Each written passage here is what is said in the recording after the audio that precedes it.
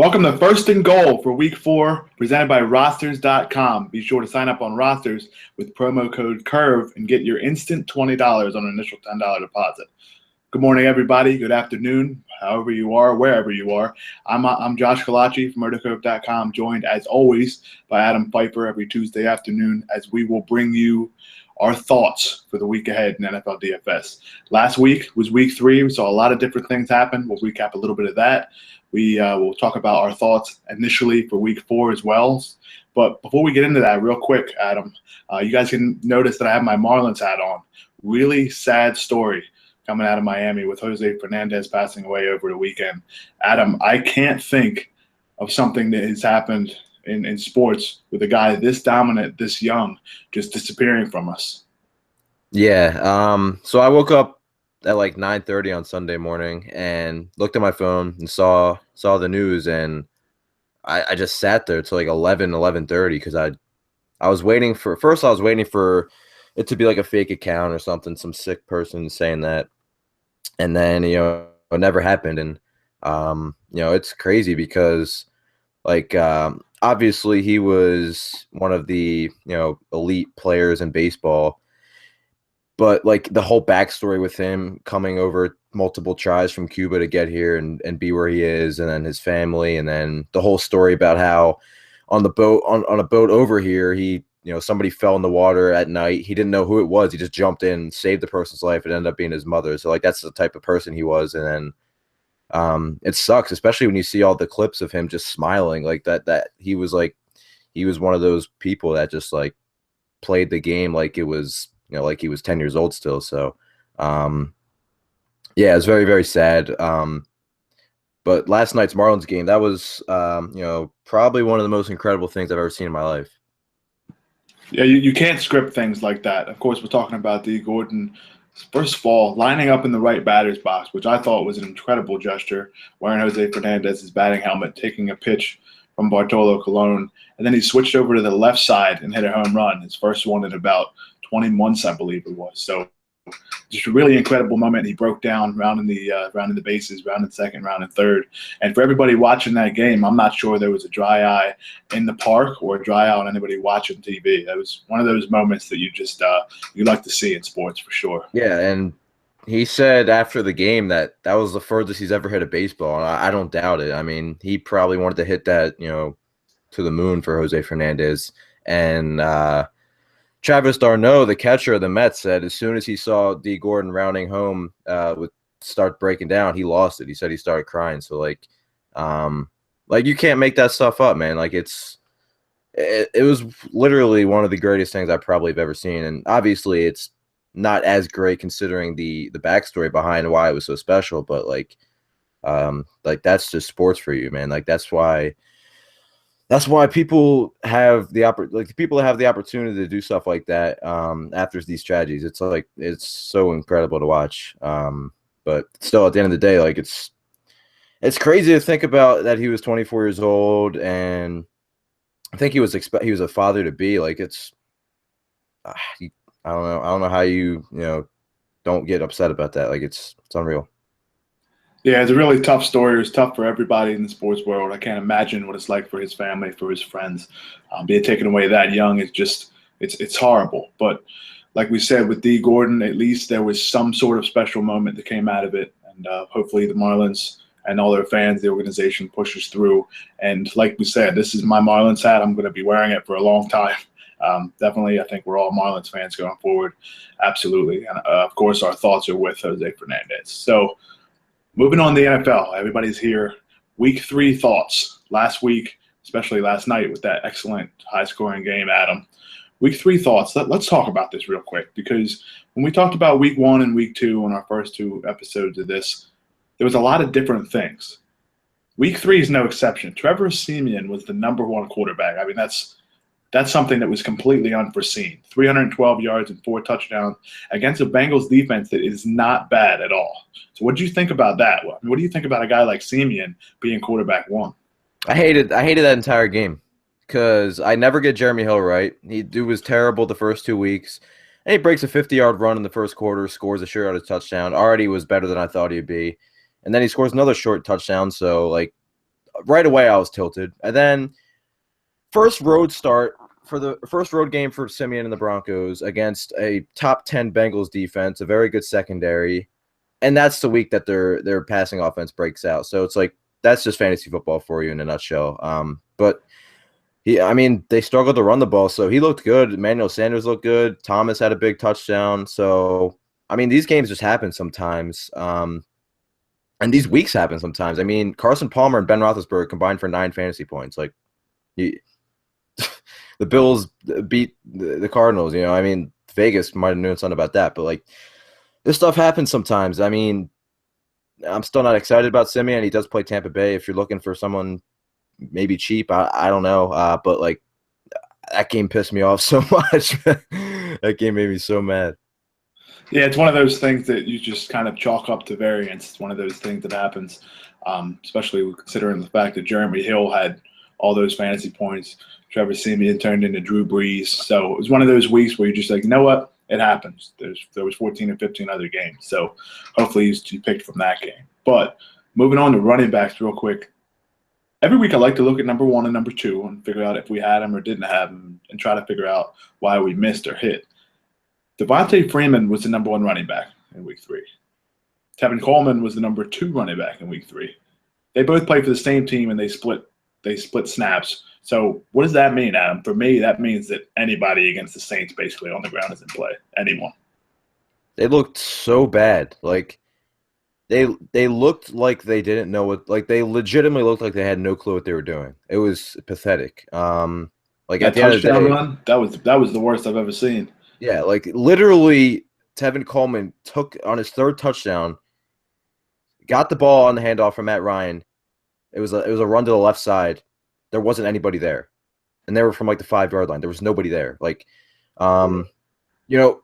people are always talking about whether they're pro Freeman or pro Coleman, but, like, they're giving both opportunities, so why can't both of them be good? It's not as enticing as somebody getting the full workload, but, I'm going to talk about it when we talk about the Falcons-Panthers game, but, there might be volume enough in this Shanahan offense for both of them to be good, and we certainly saw it last night. After last night, Melvin Gordon is going to be even chalkier than he was last week, so. Yeah, absolutely. And be sure to remember that those Falcons running backs this week take on the Panthers. So it's not like they're running against a Pee Wee or a Pop Warner defense like they saw last night, unfortunately for the Saints. But it is something to think about because it can happen. Both those guys can be successful despite splitting the snaps.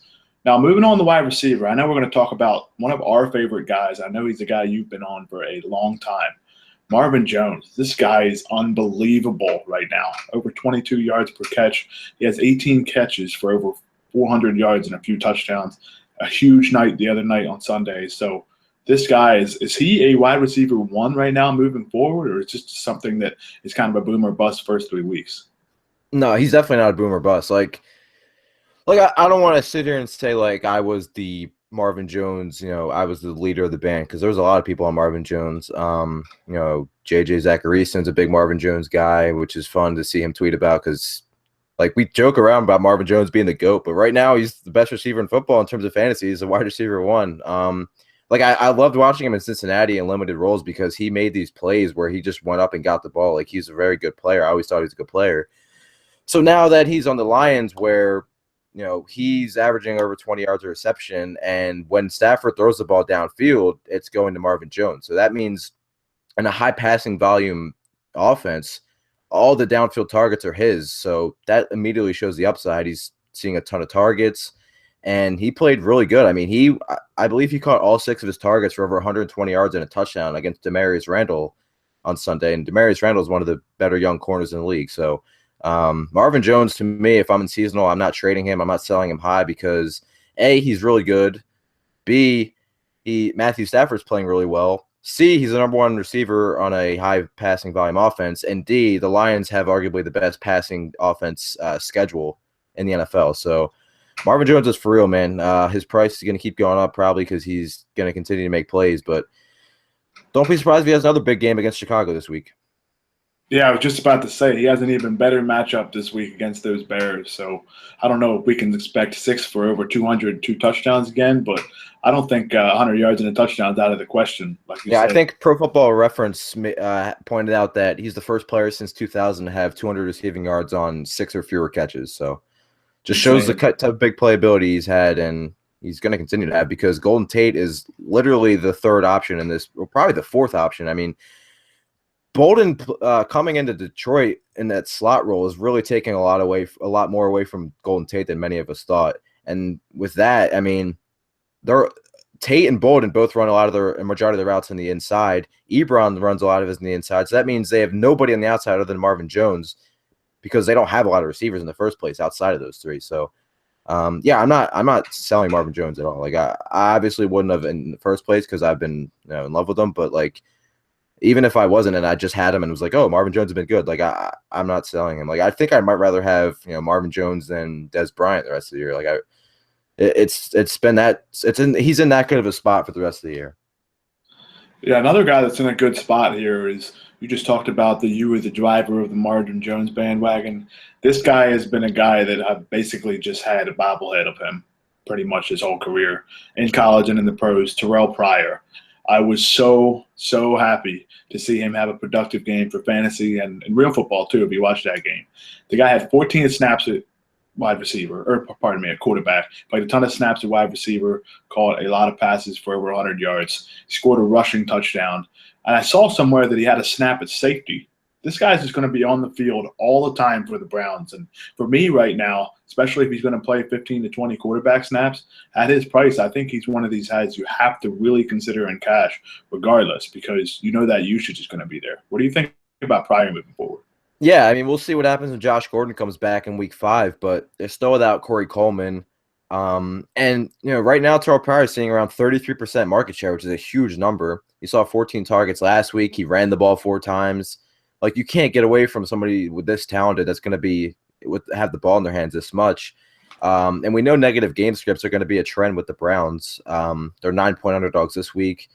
So, like, Terrell Pryor is going to be a guy that's going to be really, really interesting, even when Josh Gordon's back, because Coleman's gone for the next 4 to 5 weeks. So, yeah, I mean, I think you got to be interested in Terrell Pryor after the usage we're seeing. He's transitioned to wide receiver very well. I mean, he's Byron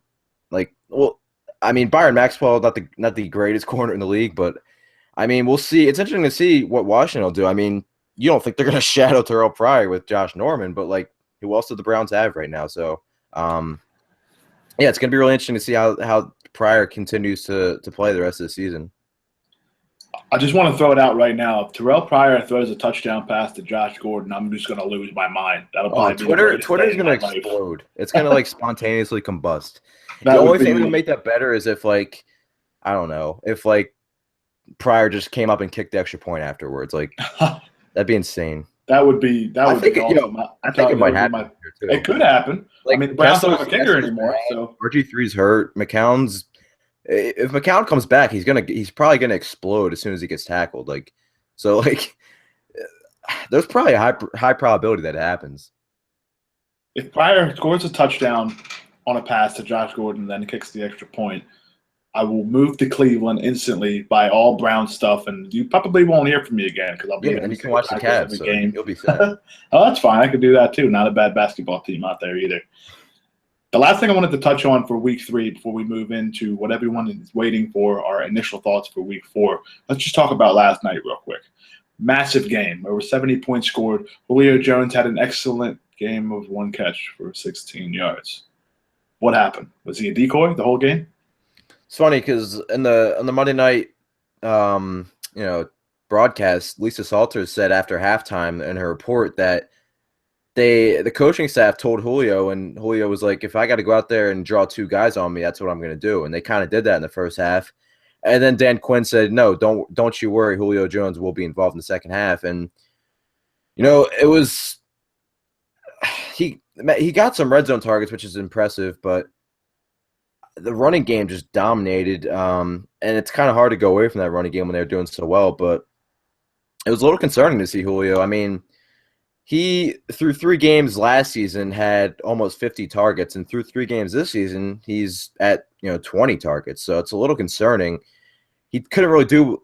He didn't produce with a undrafted rookie, and Ken Crawley on him. So against Carolina with 2 rookie corners, maybe he'll be in a better game script situation. We'll see. But I'm not overly concerned with Julio Jones, but it is a little frustrating because even when he had his 2 strong games in week 1 and week 2, it was still kind of tilting until like the third or fourth quarter. So hopefully Matt Ryan throws to the second or third best receiver in the NFL a lot more.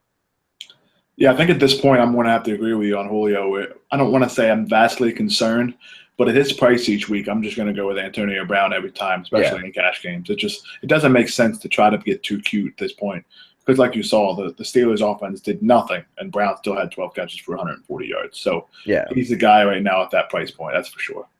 For sure. Now let's move on to Week 4. This is the first week with bye weeks, only 2 teams on bye with the Eagles and the Packers. 2 best quarterbacks in the NFL are on bye. I mean, I don't want to jinx anything with Wentz. You know how I'm an Eagles fan, but he has looked good. So let's leave it at that. But yeah, so those 2 quarterbacks are on bye. Those 2 teams are on bye, and we also have a game in London. The Indianapolis Colts face the Jacksonville Jaguars over there, in our sister country across the lake. So there's basically only maybe 12 games in the main slate with the Thursday night game in Miami and Cincinnati. So real quick, those 2 games, Adam, the game Thursday night and the game Monday, let's just give some quick thoughts on them because they won't be in the big slate. Starting with Thursday night, Miami at Cincinnati. If you're playing the full weekly slate, is there anybody in this game you're looking at, or is this just one of those games you just kind of toss in the bin and wait till next week?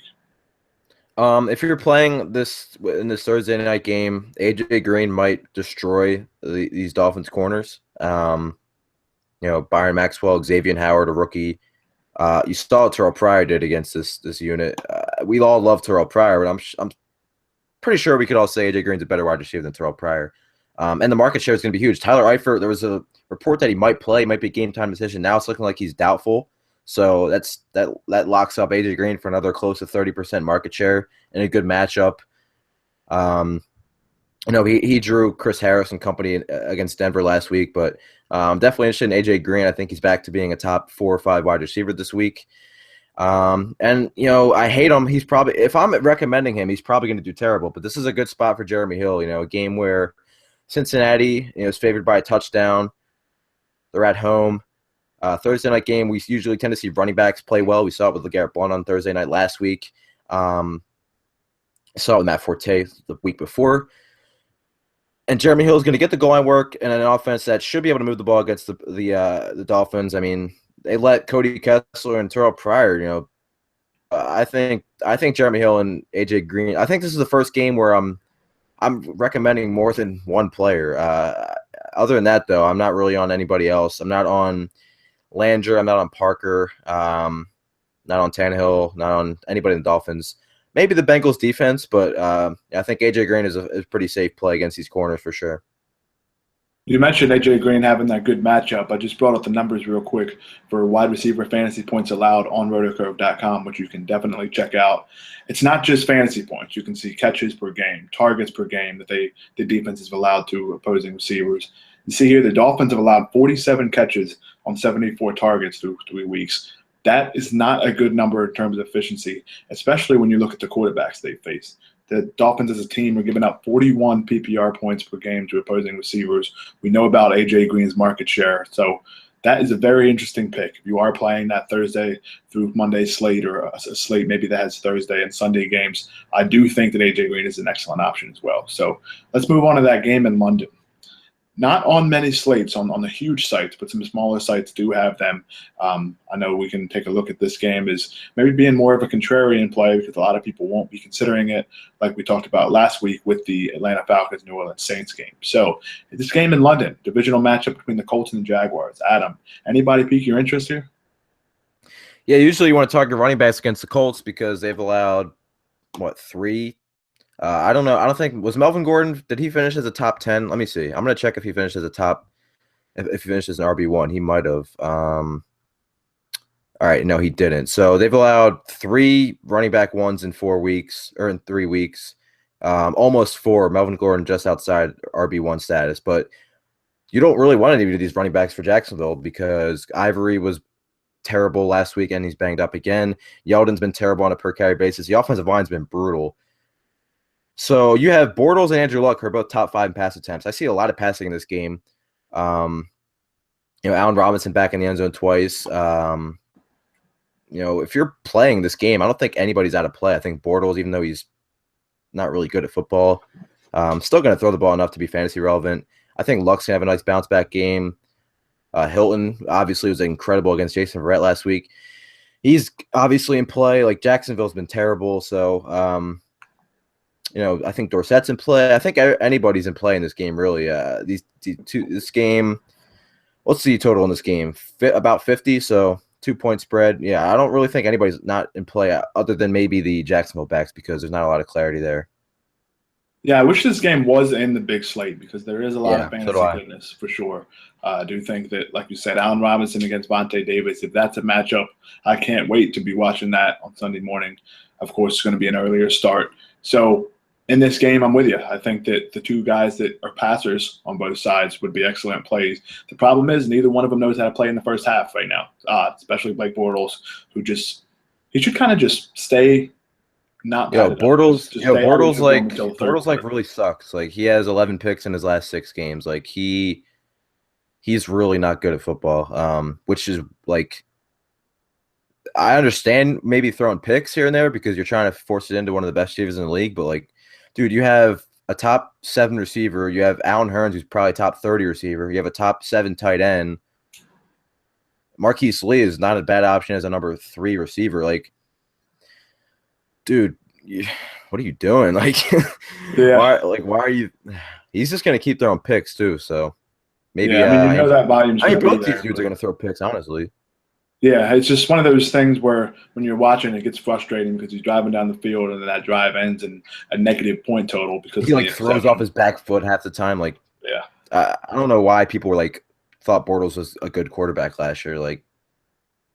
And he's still getting negative game scripts, so he's still throwing the ball out, and he's been worse. So, I don't know. But luckily, we don't have to worry. I mean, maybe not luckily, because this should be a good fantasy game, but not many people are going to be on this London game. Yeah, exactly. Now, let's move on to the main slate. These are the games that are basically on every site's main slate. We're going to have 12 or 14 games, depending on which slate you play. But the first main game of the week, Cleveland Browns at the Washington Redskins. We talked about Pryor a little bit in the intro to this. I do like him again. I don't think they're going to shadow him with Josh Norman because he does not earn that kind of respect yet, although he may eventually. You don't know. But for me, I think it's just Terrelle Pryor in this game. And I think an interesting option on the other side would be Kirk Cousins. But like Blake Bortles, that guy can't strap down the ball to the other team either. So, Adam, what do you think about this game? Yeah, so I really like he's been so bad, but it's so hard to get off Kirk Cousins here because the Browns have been just as bad. He's terrible in the red zone, which has been so frustrating. 7 for 23 with 1 touchdown, 2 picks in the red zone. But you have a spot against Cleveland that they rank 25th against quarterbacks, 12.3 yards per completion, which is the 5th worst, and Cousins is first in the NFL in passing yards. So that means that Deshaun Jackson could be in a good spot. He's averaging 17 yards per catch. Like I said, the Browns allowing 12.3 yards per completion. They've coughed up 13 20-yard passing plays, which is also the 5th most. And they've allowed the opposing top receiver in an offense to score in all 3 games this year. Because I'm considering Mike Wallace the number 1 wide receiver in Baltimore. So he scored twice. You had Matthews who scored in week 1, and then Jarvis Landry scored against them. So, I love Deshaun Jackson. He's still relatively cheap and has big play term and upside. On DraftKings right now, he is 6,200, which is more than fair. And Jamison Crowder is still a guy we need to be talking about here. I think he's absolutely in play. He leads the NFL in red zone targets with 8. He's also, I think, 2nd in targets inside the 10. He's playing 76% of the snaps. He's pretty much. I mean, Kirk Cousins is spreading the ball around a lot, but Crowder's been consistent. They draw up screens for him. He scored on a screen last week. And the Browns have, like the Giants, the Browns have struggled against slot guys too. We saw J-Matt again in week 1 have 100 and touchdown. Landry had a good game against him in the slot last week. So I think Jamison Crowder is absolutely in play. Jordan Reed, he's going to get going. I mean, he's still averaging a respectable 5 catches for 64 yards per game, giving you a decent floor for tight end. But Cousins needs to get better in the red zone, and they need to start throwing to Reed in the red zone. these fades of Doxson and company are just getting old. So I don't mind Jordan Reed where you can fit him. Finally, I guess I don't even mind Matt Jones because his usage is trending upward. 17 carries was a season high last week against a stout Giants defense. Also caught 2 balls, and he's still handling 62% of the Redskins running back carries. So in a game where Washington could and should be ahead, I don't mind Matt Jones because he's super cheap at 4,300.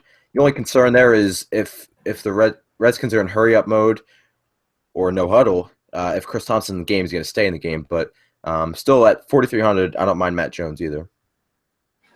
Yeah, talking about Kirk Cousins real quick. Right now, he's 22nd in the NFL in fantasy points per passing attempt. So he has not been good under a half point per passing attempt. The exact number right now, looking at the RotoCurve quarterback fantasy points per attempt, is only 0.44. That's not very good, especially considering the fact that he has almost 1,000 yards in 3 games as well. So that's a very inefficient stat for him. But like we said, with all that volume, those things can happen. And touching on Jamison Crowder, that guy looked incredible in week 3. I mean, it's very quick. He had a very nice return as well. We saw all those snaps that he played in the red zone, and like Adam said, it leads the NFL in red zone targets as well. I don't think that's sustainable, but it's something that has happened. So he's going to be getting those looks. The Redskins broadcast did say that he passed Pierre Garçon for number 2 on that easily. chart. He might be their best receiver, honestly. Like Deshaun Jackson and Garçon are both free agents next year. It wouldn't surprise me if both of them are gone, and then they kind of roll with Reed, Crowder, and Doxson. Like that would not surprise me at all. 18% target percentage so far this season. Might come down a little bit if Jordan Reed gets involved more, but that's right up there with guys like Mike Evans and Steve Smith, and Tavon Austin's bad, but he's getting targets a lot. Julio's at 19%, so it's right up there among the league leaders. So it's kind of hard to ignore that. Plus, he plays in the slot where this is a good matchup for him. He's only 4,200. Good spot for Jamison Crowder, especially because if Joe Hayden plays or not, Joe Hayden will probably be on the outside with Jackson, and then you have Crowder against Jamar Taylor and all these Tramon Williams and these underperforming guys. Yeah, absolutely. He's going to be a guy that I will be considering for my cash games this week at just that price, especially in PPR formats. Now, Adam, let's move on to this next game. I know you may have some thoughts about the Bills. I think you're a little bit of a Bills fan, right? Yeah, the Bills are going to win the rest of their games this year, and they'll probably go to the Super Bowl. Now, starting this week, that would have to begin against the New England Patriots, who 3 months ago they had Tom Brady in week 4. Week and a half ago, they had Jimmy Garoppolo in week 4. They had Jacoby Brissett in week 4, and we even saw an inkling that maybe Julian Edelman would be the quarterback. Now, fortunately for the Patriots, it looks like Garoppolo will be back, and if he can't go, Brissett should be able to play through that injury. So, although it may seem a little bit lame that we won't get to see a chance of Edelman playing quarterback, it's really good for that offense. As Buffalo has actually allowed the most fantasy points to receivers this year, which is incredible in PPR format. So, Adam, from this game, I'm looking at Julian Edelman as a pass catcher. Luckily, he's not throwing the ball. What about you? What do you think about this game? Yeah, if Garoppolo is under center, I kind of like Julian Edelman because I don't think many people are going to be on him because people are going to see what Buffalo did to Arizona's pass catchers, but on DraftKings, he's only 5,800. He'll be better off with Garoppolo, obviously. And he's kind of had a lot of success against Buffalo over the last couple meetings against them. They struggle with slot receivers, similar to, the way the Giants and Browns have. He had it was with Brady, but he had 11 catches for 97 yards and 2 touchdowns against them last year. And in the one game he played against them, didn't play in the other because he was hurt. But I like Edelman at his price, 5,800. I think people are going to be off him, and he has a relatively high floor in this game. Especially, New England can't run the ball. Buffalo's run defense has been good. But they have allowed 5 rushing touchdowns to the last 2 running back ones they faced. And now you look at LeGarrette Blount, who's he's a league leader in rushing right now.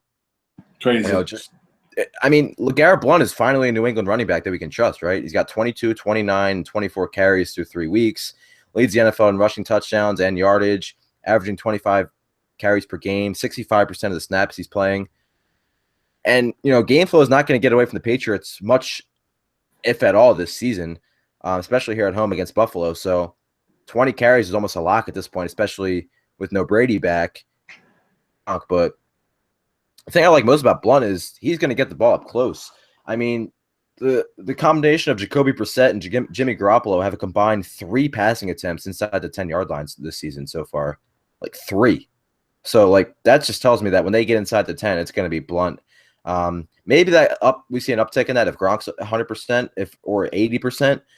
But I mean, he only played 14 to 64 snaps on Thursday night, and only 3 of his snaps came in the second half. So what that tells me is that game flow was in their favor. They were ahead, so they didn't want to risk Gronk. We'll see how he feels with a longer week now. But what do you think about Gronk if we get word that he's back to 100% and going to play all the snaps? People are going to play him because he's Gronk.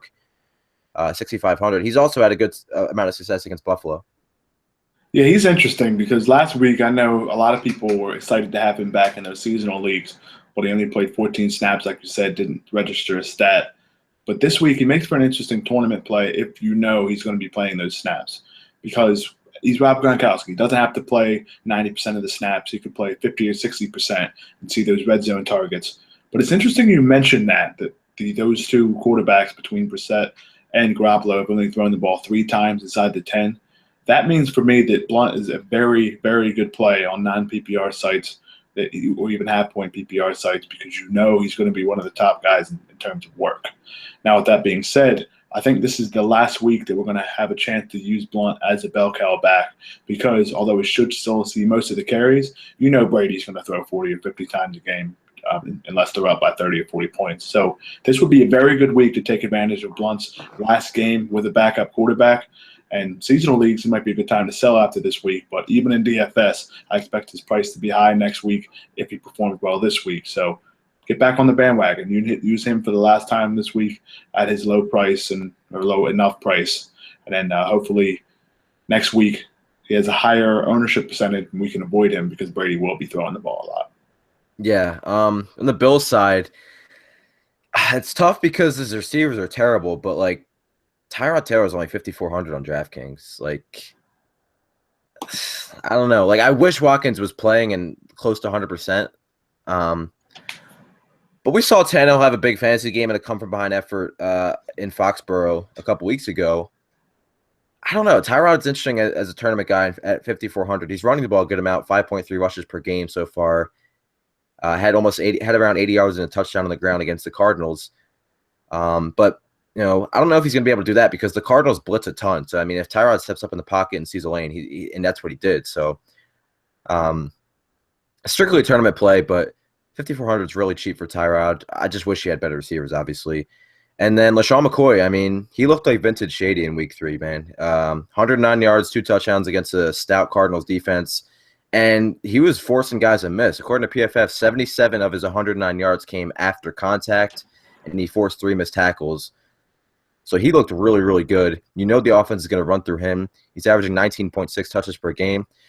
Despite the not ideal matchup, he's always in play because now we're seeing LaShawn McCoy. He's kind of game script proof. I mean, they don't have any other running backs. They don't have any other receivers. So even if they're playing from behind, he's going to be on the field catching passes.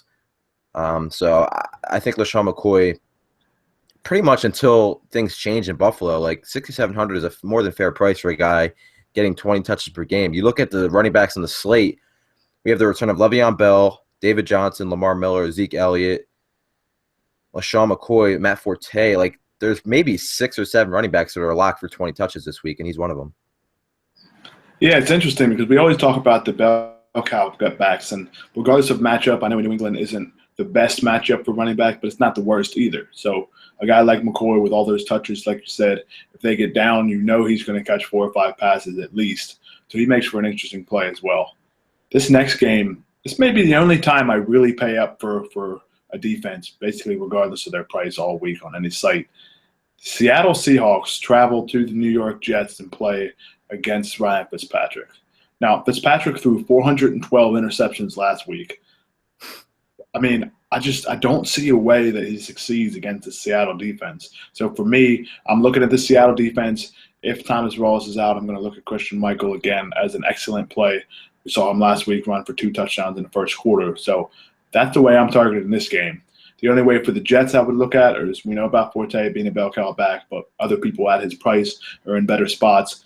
Seahawks are one of two teams that have not allowed a passing touchdown or a receiving touchdown to wide receivers, so I will be off Decker and Brandon Marshall if he's healthy as well. So this game for me is just Seahawks defense, Christian Michael, and I really think that Seahawks defense could turn into a lot of fantasy points. So they're definitely worth it at their price. What are you looking at in this game? Yeah, Seattle's defense is going to be one of the top options. Fitzpatrick just looked god awful. Why couldn't he have done that a week prior against Buffalo? I don't mind Doug Baldwin. I mean, the chemistry with him, and of course, you have to see if Russell Wilson's all right. They said he's going to play still with the sprained MCL, but he's a borderline wide receiver one because this Jets secondary has been so bad. We'll see if they can stop the run. But through 3 weeks, Baldwin, 2 games with double-digit targets. He's got 26 targets or 27 targets on the season. He's caught 20 of them for 276 yards and 2 touchdowns. The chemistry with Wilson is very, very impressive. We know Darrelle Revis isn't somebody we're afraid of anymore. I don't mind Doug Baldwin. I think he'll probably go a little bit overlooked in this game. He's only 6,100. That's super cheap for a guy that's getting 10 targets a game and as talented as he is. So, but yeah, other than that, I like Baldwin, but doesn't mean I'm on Wilson. Christian Michael might be a little bit higher owned this week. Actually, maybe less because he was pretty highly owned last week, if I recall. 6,000 against the Jets. Not the greatest matchup, but Rawls is pretty much all but ruled out. So he should see, close to 20 touches again. But yeah, I'm not too excited about this game other than that, really. This total right now is under 40 at the moment. So not a whole lot of fantasy goodness. This next game, though, I think we will agree has a ton of fantasy goodness. That's the Carolina Panthers at the Atlanta Falcons. Cam Newton. I mean, I think we all agree on that. He is expensive, the number 1 price quarterback on most sites. The Falcons, though, they've given up 10 passing touchdowns, almost 320 yards per game. They're allowing 27 fantasy points per game before the 3-point bonuses that you can have on DraftKings for over 300 yards. So you know that this is going to be a great option for him through the air. We know his ability to run, and we just saw the Atlanta defense allow a lot of yards, touchdown or two to those Saints running backs. I know Mark Ingram had a good game as well. So this Carolina offense, for me, Cam Newton, if Jonathan Stewart's back, although it doesn't look like he's going to play, Cam Newton for me. On the other side, I'm not going to use any of these Falcons. I just think that the running back situation is a mess with snaps, although they were both successful against the Saints. I don't think they're going to have that chance against a good front in this Carolina offense or Carolina defensive line. Julio Jones hasn't done enough for me at that price to be worth using over Antonio Brown. So it seems odd, but this Atlanta offense has been great for the first 3 weeks. I'm not going to have any shares of them against Carolina this week. Yeah, starting with Cam, he's my top quarterback. He's a cash game staple. I think after his rough game, he's going to want to come out and just light this defense up. And the problem with Cam last week is the pressure. I mean, he's sacked 8 times. He's constantly pressured. This Falcons defense has not generated a lot of pressure. I know they had a couple sacks last night against Drew Brees, but they do not generate a ton of pressure. You talked about how bad they've been. They've allowed the 4th most passing yards, almost 3.5 passing touchdowns per game. And we know what Cam does with his legs. Maybe he does it even more with Stewart out. He's averaging 8 rushes per game through 3 weeks. 2 rushing touchdowns inside the 5 already. So he's a cash game staple for me. The running back situation is interesting, though, because this is a great matchup. I mean, Cameron Artis-Payne led the team in carries in week 3, out carrying Fozzie Whitaker 12-7. But the Panthers were behind, so Whitaker played 45% of the snaps, whereas Artis-Payne played about 40%.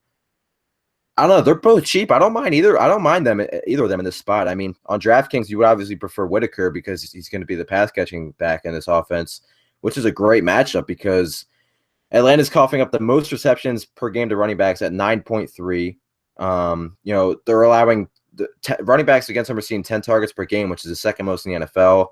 Both guys are cheap. And then you have Cameron Artis-Payne, who's going to be the short yardage back outside of Cam. They should generate scoring opportunities in this game.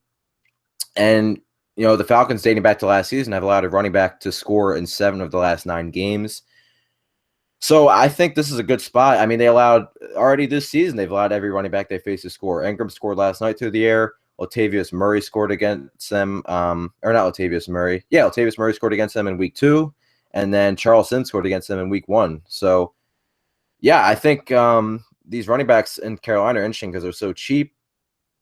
What do you think about Kelvin Benjamin? I mean, he only had one target last week, didn't catch anything, but I think a large part of that had to do with he runs a lot of his routes down the field, and it takes him a while longer to get open than it would take a guy like Antonio Brown or Odell Beckham. So he only had one target because Cam was constantly on the run and under duress. He'll probably draw Marcus Trufant in this game, but I don't think it's nearly as daunting as a matchup. I'm kind of interested in Kelvin Benjamin again. Yeah, we talked about Benjamin last week with the return of Xavier Rhodes. Maybe he would struggle. But like you said, the reason he didn't get targeted much is because Cam had no time at all. The Vikings had 8 sacks. They had a ton more pressures than that. So a guy like Benjamin, like Adam mentioned, does need time to get open. And he will be facing Desmond Trufant. I know you said Marcus, but I think it's Desmond. I think always do that. Yeah, Marcus Trufant was a great player now that we're talking about him. Desmond, problem is, he's probably just as good, especially limited fantasy points. So he is a smaller corner, and Kelvin Benjamin is obviously the size of a large oak tree running down the field. But for me, I don't want to use a guy in a tough matchup for corners because there are so many bad corners in the NFL. But I think there's a chance to find another guy at that price. So for me, despite him being one of my favorite players, I'm just off Kelvin Benjamin this week. Greg Olsen is my top tight end this week. Atlanta's allowed 4 tight end touchdowns through 3 weeks. They've allowed 4 top 10 tight ends. There's only been 3 weeks. So yeah, do the math. They've allowed Brandon Myers and Austin Seferi-Jenkins in week 1. Kobe Fleener finally had his breakout game against them last night. And then Clive Walford was a top 10 tight end in week 2. So Greg Olsen going to be the best tight end they face, averaging nearly 9 targets per game. He should easily go for 80 and a touchdown in this spot. It's a great spot for Greg Olsen. Yeah, I really think that the Cam Olsen stack, not only in tournaments but in cash games, it's a worthy target. They will be very expensive. The two of them combined on DraftKings are $15,800, but you can find value running backs and some value receivers. We already talked about Jameson, Crowder, and Edelman's pretty cheap as well. Just to touch on your tight end, what we're talking about with Olsen, the Falcons have allowed 22 catches on 27 targets, tight end so far. Yeah, that's brutal. That's really bad. And it probably would have been better if Fleener didn't drop, 2 passes? Exactly. That's what I was just going to say. He dropped 3 or 4 passes. So per usual.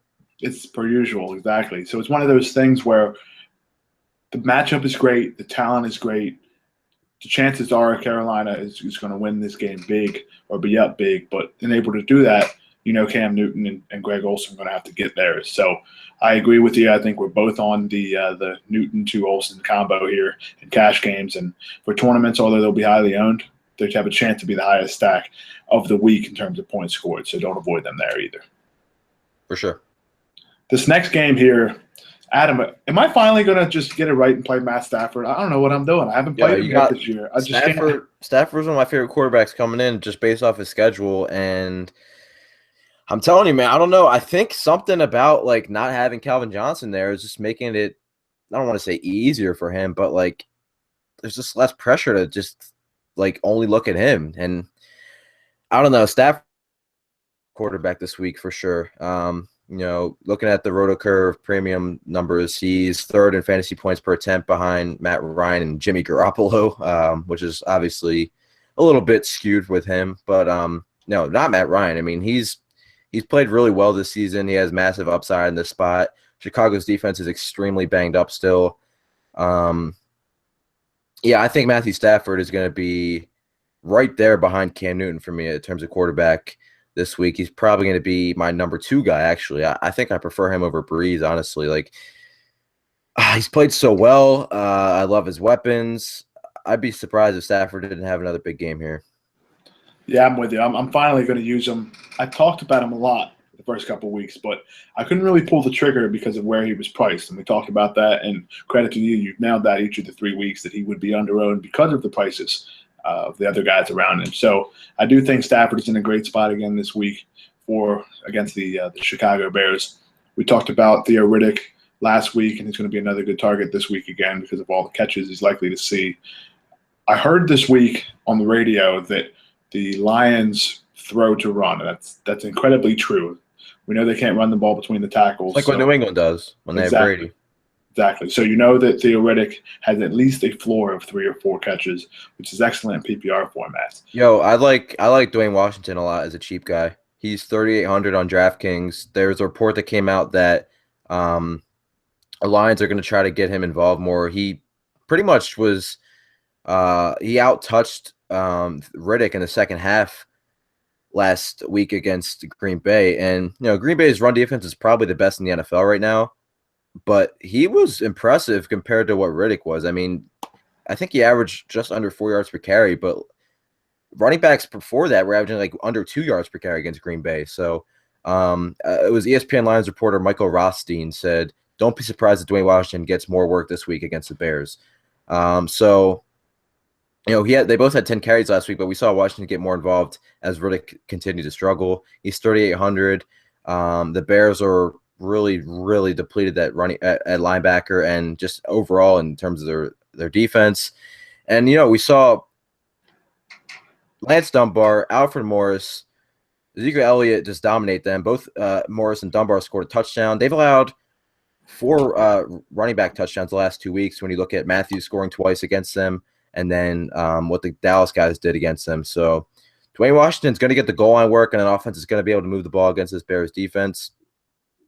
So I think at 3,800, he is going to be a guy I'm looking at to pay up for some of these other guys for sure.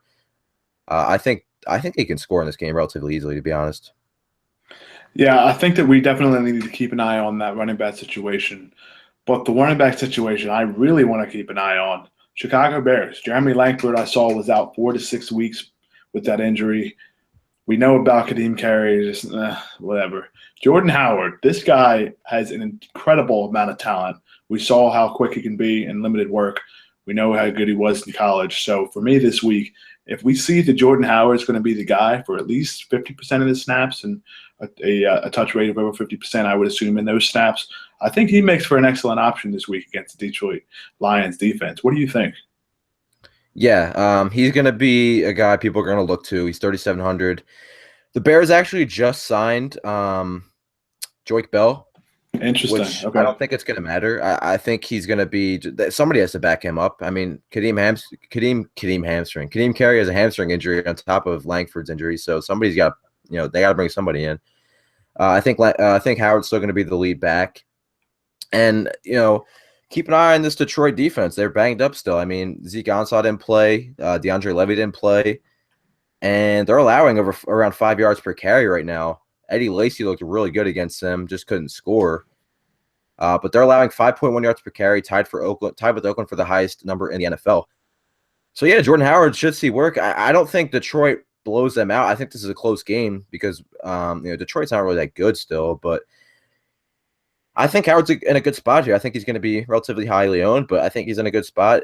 Nobody really to, battle him for touches, really. So I want to make sure I like him a lot more if Ansah's out again and Levy, but even if they're not, 3,700 for a guy that's going to see 15 touches in a relatively high scoring game and a decent matchup is going to be on many people's radar.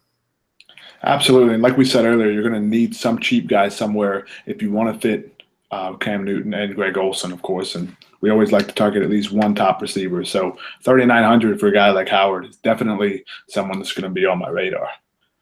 That next game. Yeah, and real quick on Stafford. I mean, you saw Dak Prescott, who's known as a check down guy, average nearly 11 yards per attempt. I mean, Stafford's going to eat them up, man. He's going to have a good game. Play Matt Stafford.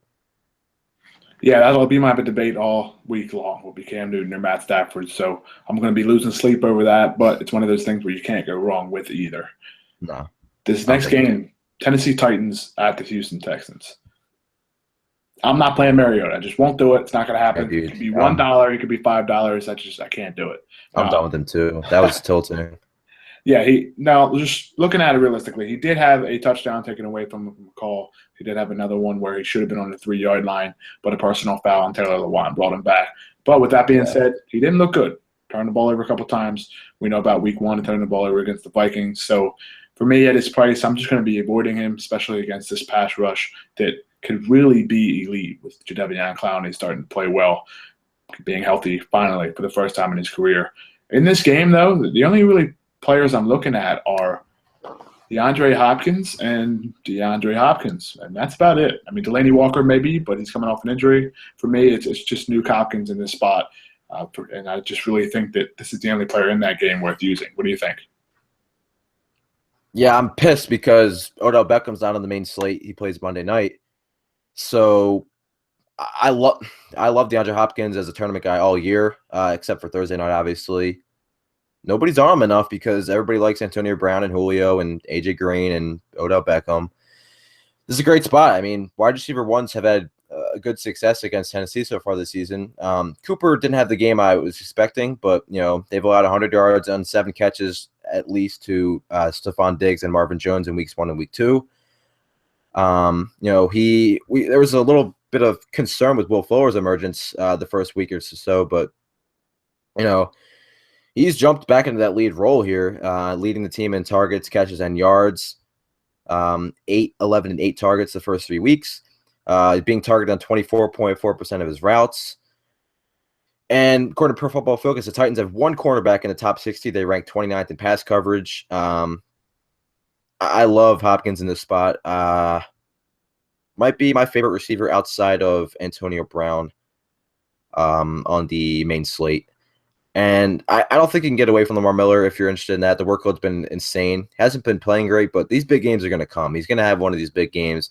Could be this week. So, I mean, a guy getting 21, 25, and 28 carries, I'm going to play Lamar Miller probably almost every week until he has that big game because I do think it's coming. And then other than that, yeah, Tajay Sharp was not even involved in the offense. His snap rate went down. He's played about 100% of the snaps in week 2, 5% last week. So I don't get that, especially with Delaney Walker out. So I'm off the Titans for sure. Maybe DeMarco Murray because he's been outstanding in PPR. You look at his target numbers. I mean, 7, 5, and 5 targets or receptions, through the first 3 weeks. Just insane the production he's had in terms of the receiving numbers. So on DraftKings, I don't mind DeMarco Murray either. It's interesting you mentioned him. I didn't really thought about him at first glance, but I did talk about him a lot last week because of that receiving floor. We also saw him rush for over 100 yards as well. So I'm going to consider that. But this week is going to be one of those weeks where he'll have to catch a bunch of passes to be successful in DFS because of that defensive front. Now, with that being said, this next game, Adam, I can't believe it. This is the 3rd straight week we're going to be targeting Joe Flacco in this passing game. Here's the thing about Joe Flacco. He's elite, so he's got that going for him, obviously. I don't know why his price tag isn't with Cam, but we'll figure that out. But in all seriousness, this is a spot for Flacco where you can roll him out. I mean, through 3 weeks, 33, 45, and 40 attempts. He's on pace for a career high. The Ravens cannot run the football. Oakland's secondary has been brutal. They're allowing an insane amount of yardage. I think they've already allowed well over 1,000 yards this season. Mario didn't have the greatest game, but Flacco had this streak of 21 straight completions last week, which was insane. He didn't have the greatest fantasy game. Didn't have a touchdown, threw 2 picks. Did have a rushing touchdown, which was the slowest I've ever seen.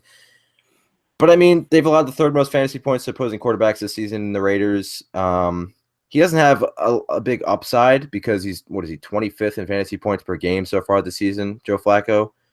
But, I mean, they can't run the football, and he's probably going to throw the ball 35 or 40 times again, especially if they get behind in this game. So, yeah, I don't know who you're going to stack him with because we don't really know ever, but Joe Flacco's a guy you can definitely look at. He's under 6K. His price went down.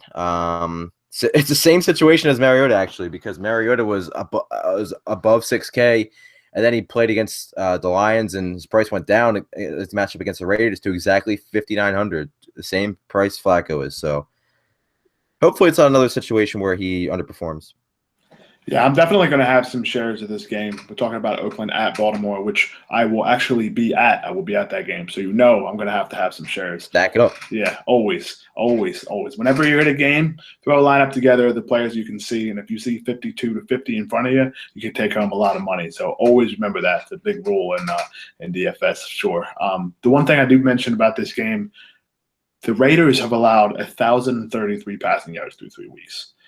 They've allowed 7 touchdowns, which is 3rd in the NFL. The Lions and the Falcons have each allowed 10. But the thing with Flacco is he can throw the ball very far. Now, I know that just sounds vague, but against this Raiders secondary, Sean Smith, not very fast. David Anderson struggles in man coverage. Mike Wallace is very fast. He's been one of the better deep threats in the game for a long time. I think this is another week where he has a chance to hit well over 100 yards and a touchdown. So at his price for Flacco at under 6,000 and Mike Wallace being a cheap option as well, that stack between those two is going to be one of my favorites in GPPs this week. Yeah, Oakland's allowing 9.4 yards per pass attempt, which is easily the highest in the NFL, behind or ahead of only ahead of the Jets, who are at 9.1. So there could be some big plays down the field with Joe Flacco against this bad Raiders secondary that should be a lot better. They're also allowing a league high 14.4 yards per completion, which is an alarmingly high number. So we could see a nice Flacco to Mike Wallace bomb for sure in this game. So if I'm going to be stacking anybody Flacco, it would probably be Mike Wallace. Absolutely. The Raiders are allowing 46.47 PPR points per game, which does not include the bonus. So it's even higher than that on sites like DraftKings that have that bonus for 100 yards. So a guy like that, Mike Wallace, isn't going to be someone everybody mentions because he's not been one of the better receivers in the game for a while. He's frustrated some people on some teams he's been on. But in the GPP play, I think him and Flacco are excellent this week. This next game here, Denver Broncos at the Tampa Bay Buccaneers. And first things first, whenever I see Tampa Bay, I think of Mike Evans. This week I can't do it, though, not against this Denver secondary. On the other side, though, Tampa Bay has actually allowed the most touchdowns to receivers this year. So it's one of those things where I'm going to be looking at Demaryius Thomas. I don't think it's going to be another one of these games where Simeon throws 4 touchdowns again or over 300 yards. I think that was a once-in-a-season thing. But he could throw 2 or 3 touchdowns, and one of those has to go to one of those two guys in Sanders or Demaryius Thomas. So I do like Thomas as a mismatch against this Tampa Bay secondary. What are you thinking about for this week? I don't know what to make of this game because I don't – even against Tampa Bay, who's been one of the worst secondaries in the NFL this season, I don't envision Simeon doing what he did again, even against Tampa Bay. And I really don't know what to make of this because you have Sanders and Thomas who are going to see, around 45% market share in this offense. But the reason I've been interested in Emmanuel Sanders a lot is because nobody's really ever on him. If his ownership's going to be high, I don't know if I'm interested in him. I just have a hard time envisioning Sanders and Thomas doing what they did last week, especially Simeon doing what he did last week. I don't know. I like Denver's defense a lot in this game. Winston's been turning the ball over a lot. Other than that, C.J. Anderson maybe, but this is a bad matchup. Tampa Bay's run defense has been really good over the last year or so.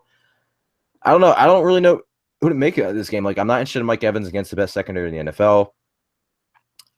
Maybe, honestly, Cameron Brate. This is the one spot you can target this Denver defense is a tight end position. He's only 2,800. He had 2 touchdowns last week. We know Pfeifer Jenkins has been cut. 10 targets as well. He might have just leapfrogged Vincent Jackson as the number 2 target in his passing game. And then, if Doug Martin's out again, you have Charles Sims, who's 5,600 now, but he has to face Denver. So, I'm kind of having a hard time putting my finger on this game. I might just completely fade it outside of Denver's defense, and I'm not sure if that's a mistake or not. Yeah, the only guy in this game I'd be looking at would be Demaryius Thomas, but he's usually higher priced considering his production of late. It's not the same offense he was in 2 or 3 years ago, so it's not one of those games where he could see 15 or 20 targets being a ceiling with over 100 yards and a touchdown or 2.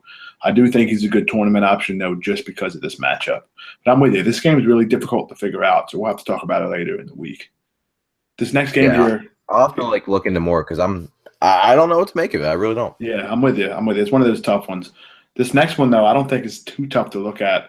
Dallas Cowboys at the San Francisco 49ers. I like Zeke Elliott in this game.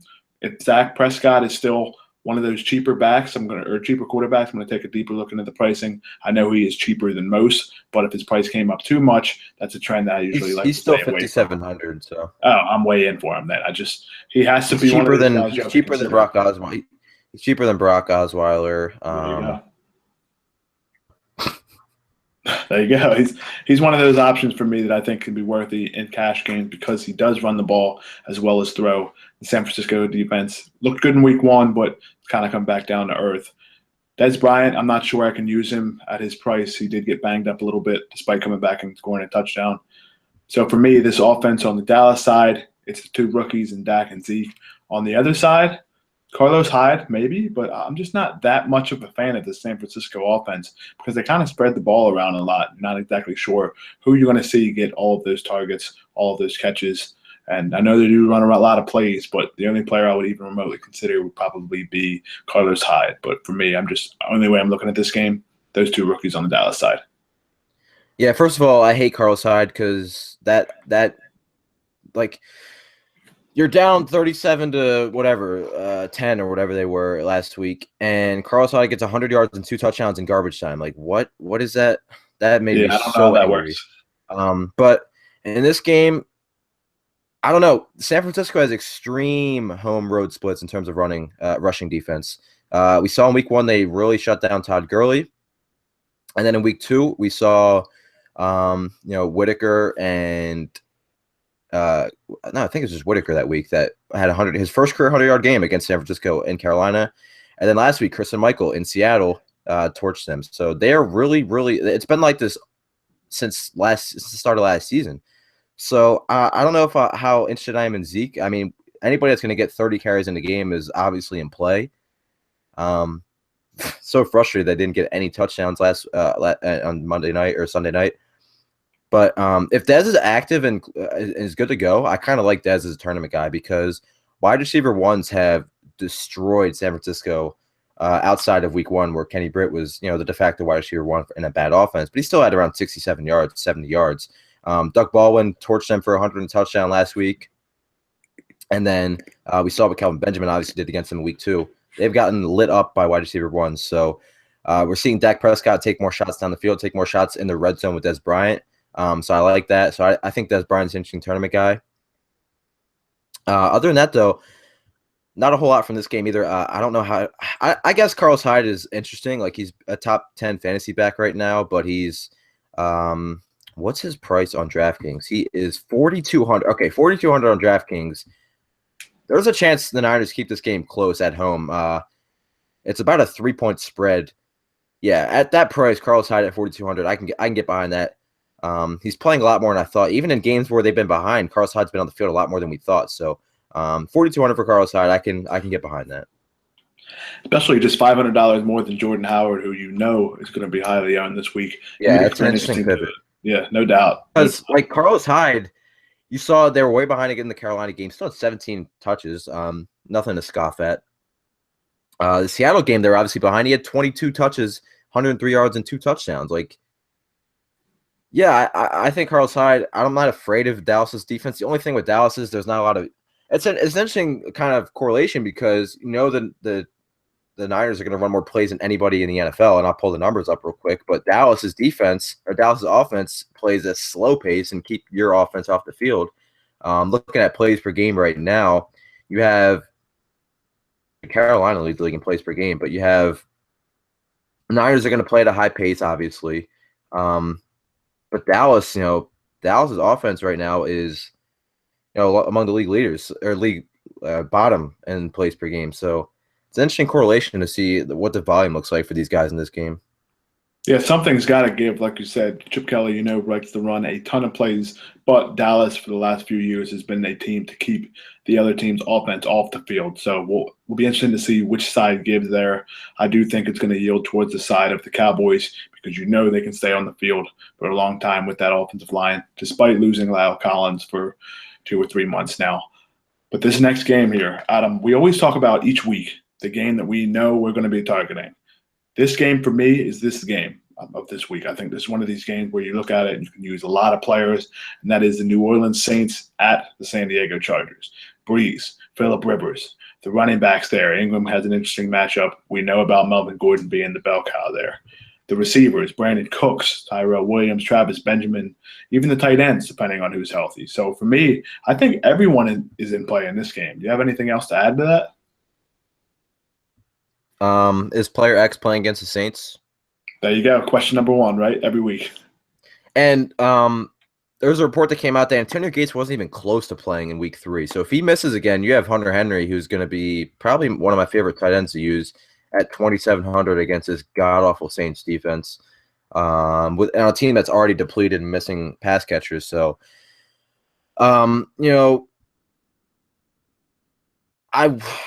Breeze has those home road splits, but like the Chargers defense isn't scaring anybody. I don't know who Jason Verrett's going to be on, but T.Y. Hilton tore him up, which is interesting. So, and it's really interesting because usually T.Y. Hilton and these small receivers tear up big corners, but Verrett's one of the smaller corners. So that was interesting to me. But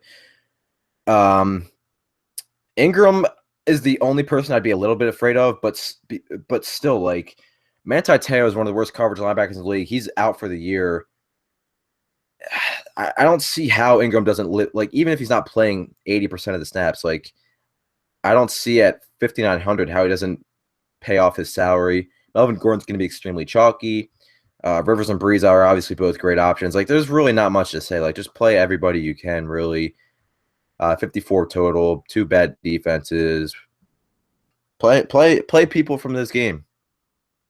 Yeah, it really is as simple as that. But I also think that this game allows you to be creative in tournaments because people will be on Breeze, they will be on Rivers, but we both like Cam Newton as well, who is around the same price as Breeze. So hopefully that lowers Newton's ownership. I'd rather play Stafford than Breeze. Well, there you go. So a little bit even cheaper there. $400 cheaper, I believe. So, all right. I don't know if that's a hot take or not, but I'd rather play Stafford than Breeze.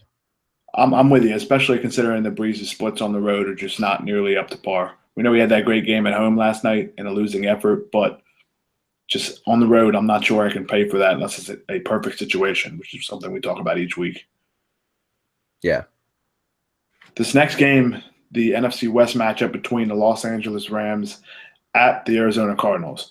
The Cardinals are really confusing me. Week 2, they absolutely crushed in a win. Last week, they got crushed by the Bills.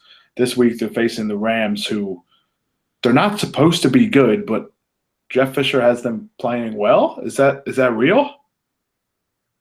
I guess. I mean, Vegas must have known something with that spread. It was only 4 points, and Buffalo was without Sammy Watkins, Cordy Glenn, and Ronald Darby, and yet Buffalo destroyed them. The Rams play the Cardinals really tough. This is a game that Arians always likes to win. If you watched the All or Nothing special on Amazon, he always talked about how 2 years ago he made a statement that something about the Rams being known that's always 7-9 all the time, and then the Rams went out and beat them. So he's always, I think he always wants to win these games against the Rams. So I would expect this to be a huge bounce back spot potentially for the Cardinals spot in terms of fantasy production, which I think will make everybody on this offense interesting tournament plays. Maybe not Michael Floyd. Michael Floyd is, I believe, on the concussion protocol right now. So if he sits, maybe John Brown. I mean, John Brown's been, not playing a ton of snaps. He still didn't play a lot of snaps last week, but the Cardinals are playing from behind. I think he had 11 targets. So, like, if Floyd's out, you have John Brown, maybe even Jerron Brown, Fitzgerald, Palmer, and then, of course, David Johnson, who is pretty much an incredibly safe cash play. 100 scrimmage yards for David Johnson in his last 7 consecutive full starts. And during that span, he's averaging 140 total yards per game. So very, very safe guy is David Johnson, who's playing all the snaps. Chris Johnson has not been a factor. So I'm fine with David Johnson. I think these Cardinals guys are going to be interesting because nobody's really going to be on them after that last week's performance. But, they're back at home against the Rams. So we'll see.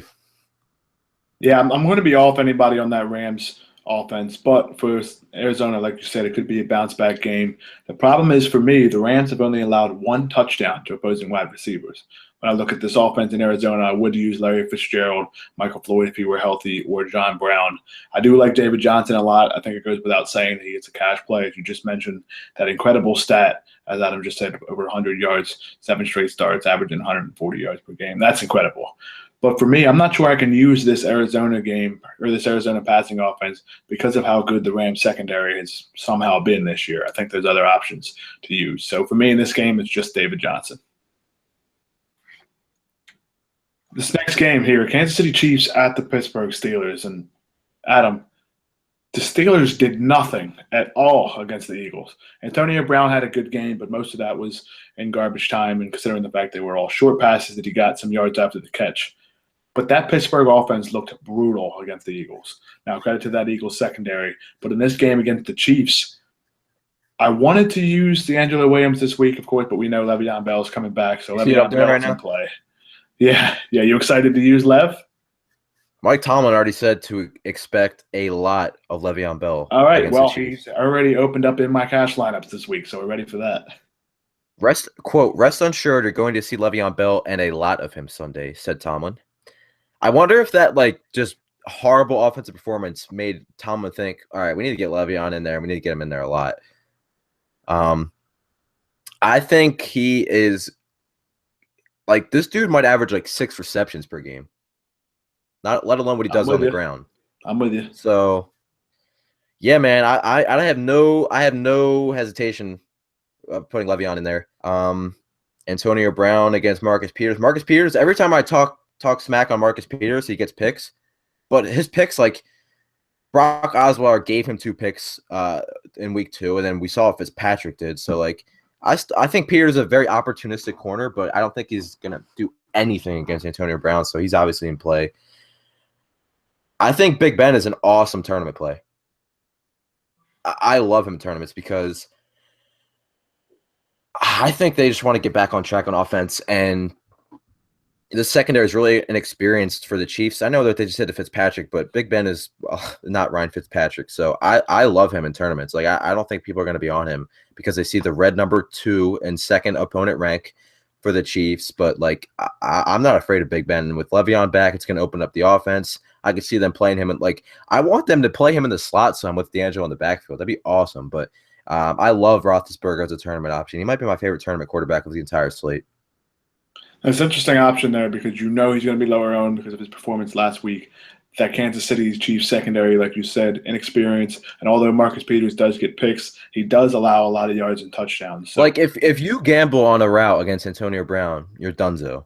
Always, every time. Yeah. Donezo. Every time. So I'm with you. I'm on Le'Veon Bell this week. I'm on Antonio Brown, but that's every week. That goes without saying. They are 2 of the most expensive options each week as well. For Kansas City on that side, I'm not going to be using Alex Smith. Jamal Charles should be back this week, but between him and Spencer Ware, I don't think that Andy Reid is going to instantly give the ball to Jamal Charles 30 times like Tomlin would for Bell. So if you're looking at that price, the only thing with Charles is he's $7,000, so he's not that $8,000 tier. But like I said, I'm not sure he's going to get all that work. The only way I would use him is if Andy Reid comes out and says, like Mike Tomlin did, that you're going to see a lot of them. But for that being said, I would just rather spend on guys like David Johnson or Le'Veon Bell and, of course, Melvin Gordon. Le'Veon Bell in his first game back last season had 19 carries and 7 receptions. The next game he had 22 carries and 7 receptions. The next game he had 21 carries and 4 receptions. He is going to catch a lot of passes in this offense. And I think he is super safe, even with a little bit of uncertainty as to how much he's going to be involved. Tomlin said weeks ago that they were not going to limit him when he comes back, and they showed it last year. I'm sure after scoring 3 points against the Eagles, they're not going to limit him again here. I think he has an insanely high PPR floor on DraftKings with the reception totals. And on the Chiefs side, I don't mind Alex Smith. I know he wasn't incredible in fantasy last week, but that's because the Jets just sucked. I think they're going to have to be able to run the ball here. I don't know if Charles is going to play. And I like Macklin. I mean, wide receiver ones have had a lot of success against Pittsburgh over the last year or so. I think it's now 15 of the last 19 receivers, I believe, have had 80 yards or a touchdown. Matthews scored against them last week. So this is where you pick on this defense. The run defense is pretty strong. I don't mind Alex Smith. Obviously, doesn't have the upside of a Cam Newton or a Stafford or a Breeze, but at that price tag, and he's only $5,800, he can allow you, or $5,600. He's even cheaper. So, I mean, he can allow you to fit some guys in there. I don't mind Alex Smith, and I love Macklin. That might be a target that we'll be looking at for the daily beef this week because I'm firmly off that Kansas City Chiefs offense, so be sure to stay tuned for that. This next game here, I'm glad it's on Monday night because now I can completely fade it and I don't have to worry about it. This New York Giants at the Minnesota Vikings. Vikings defense is incredible, so I wouldn't want to use Eli, Odell Beckham, those running backs. I'm just not fans of them against this Vikes defense. As for the Vikings offense, everyone looks at the Giants defense as being weak, but they have been much better this year. We know that the Vikings can't run the ball right now with Adrian Peterson. Stephon Diggs wasn't play last week, but just 4 catches for 40 yards. That Vikings offensive line did not look good last week. I know they won against Carolina Panthers, but it wasn't because of the offense. That defense played very well. They had a special teams touchdown. They had great field position all day. Make no mistake, this Viking offense is really struggling right now, and I think that continues again against the Giants. So I'm on both sides of this game. Are you looking at anybody here?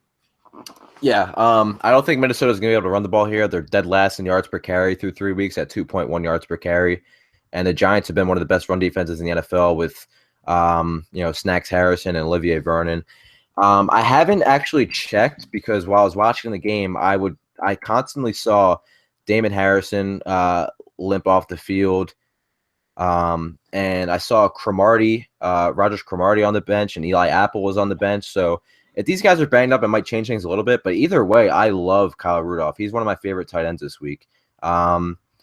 So with Sam Bradford, he's scored in back-to-back weeks. He's seen 18 targets in the 2 starts of Sam Bradford. And I was looking through the numbers of Sam Bradford's career. 30%, that's a relatively high number. 30% of his career touchdowns have gone to the tight end position. So maybe that's because he was on the Rams with a lack of receivers and on the Eagles with a lack of receivers. But outside of Stephon Diggs, guess what? The Vikings lack receivers, especially with the Treadwell not even playing. So I love Kyle Rudolph. His 10 targets, the most among the Vikings in week 3. I really think Kyle Rudolph is a borderline top 5 tight end this week. If he's available in your season-long leagues and you need tight end, get him. Bradford likes his tight ends, man, and 30% is a relatively high number for a career touchdowns for his tight ends. Yeah, exactly. And you know that Rudolph plays most of the snaps. So that 30% number, say Bradford throws the ball 30 times, which is relatively low in today's NFL, that's around 8 or 9 targets at least for Kyle Rudolph. So that's an interesting play there. I'm going to take a deeper look at him throughout this week. That wraps up all the games here. We went through a lot today. We mentioned that those 2 games, Thursday night, of course, and the game in London won't be on most of the slates, as well as Monday night. But we have a lot of slates this week because of the fact that we know the Eagles are off, we know the Packers are off, so a lot of people will be playing a lot of different slates. Adam mentioned that Thursday game has some interesting options as well, so be sure to take a look at all that. We're going to have a ton of stuff open this week on RotoCurve, so let's just discuss that real quick. Updated a lot of the tools this morning. We have a NFL lineup optimizer as well, which we use tool-based stuff to get it involved, and of course we have the ability to change it to make your players in there as well. So you can make your own lineups.